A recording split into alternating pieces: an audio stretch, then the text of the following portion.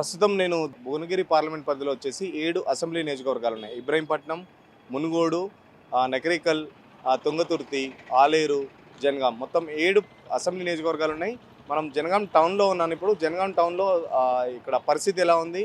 Bhuvanagiri parliament సంబంధించి కాంగ్రెస్ నుంచి Chamala Kiran Kumar Reddy, BJP నుంచి బూర నరసయ్య గౌడ్, బీఆర్ఎస్ నుంచి క్యామ మల్లేష్ ఉన్నారు. ముగ్గురు భవితవ్యం ఎట్లా ఉందో ఇక్కడ ప్రజల్ని అడిగే ప్రయత్నం చేద్దాం.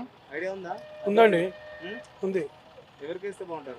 బీఆర్ఎస్ బీఆర్ఎస్ బీఆర్ఎస్ కొన్ని పనులు చేసుకొస్తుంది. కాంగ్రెస్కి ఇప్పుడు ఎమ్మెల్యే ఎలక్షన్లో చేసింది ఏమి లేదు. ఆటో డ్రైవర్ల పొట్టసులో కొట్టిండు ఈ ఫ్రీ బస్సు పెట్టి. ఈసారి కనుక లోకం మొత్తం కళ్ళు తెరిచి ఎంపీ ఎలక్షన్లో బీఆర్ఎస్కే ఓటిస్తారు. ఓడిపోయిన వస్తా ఈసారి బీఆర్ఎస్ వస్తుంది. ఎంపీ ఎలక్షన్లో ఖచ్చితంగా వస్తుంది. వస్తే కమ్సే కమ్ 17 సీట్లుగా ఒక 15 సీట్లని తీసుకొచ్చుకుంటుంది కంపల్సరీ. 15 కాకుండా 14 సీట్లైనా బీఆర్ఎస్ వస్తుంది.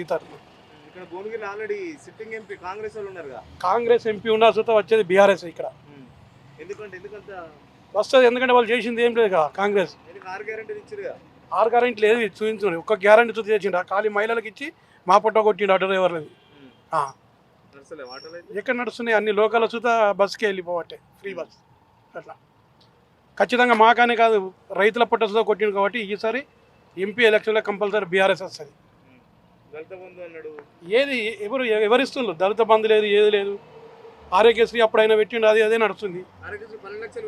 పెట్టిండు, ఏది ఇంకా ఏది లేదు. ఖాళీ పెట్టిండు, పేరు వాస్తవం. ఏది చేయలేదు. సిలిండర్ ఎక్కడ ఇస్తుండో గ్యాస్ది సబ్సిడీ పడతానే లేదు ఇక్కడ. ఇప్పుడు ఈ బిల్లు వస్తే తెలుస్తుంది. ఏం లేదు, ఆయన పెట్టిన పథకాలు ఏం లేదు. సంతోషంగా ఏ ప్రజలు లేరు. అయినా అనుకుంటుండు. ఖాళీ ప్రజలు ఏంటంటే మంచి కోరుకొని ఒకసారి చేంజ్ చేద్దామని చూసారు, కానీ తప్పు పని చేసారు. అదే బీఆర్ఎస్ ఉంటే ఇప్పుడు అన్నచ్చు.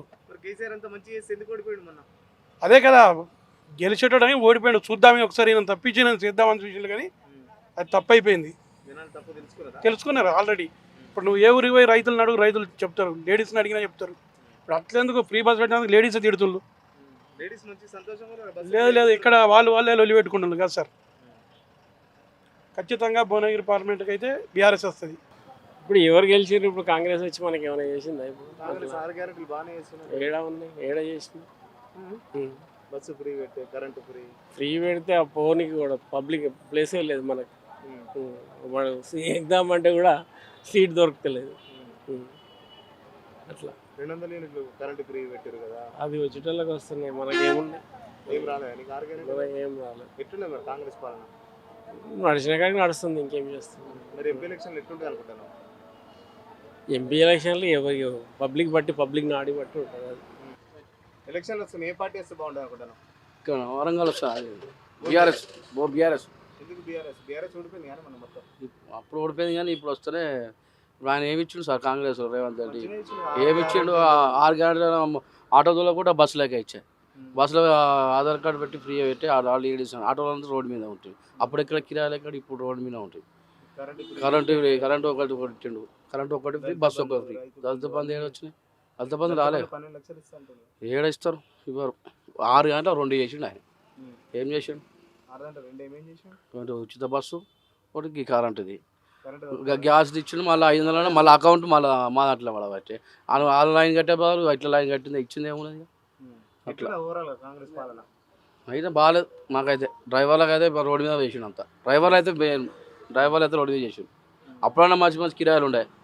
ఇప్పుడు ఏం రోడ్డు మీద ఉన్నది. 1000, 1500 వేసేది అప్పుడు. ఇప్పుడు 500 అవుతుంది, 600 అవుతుంది.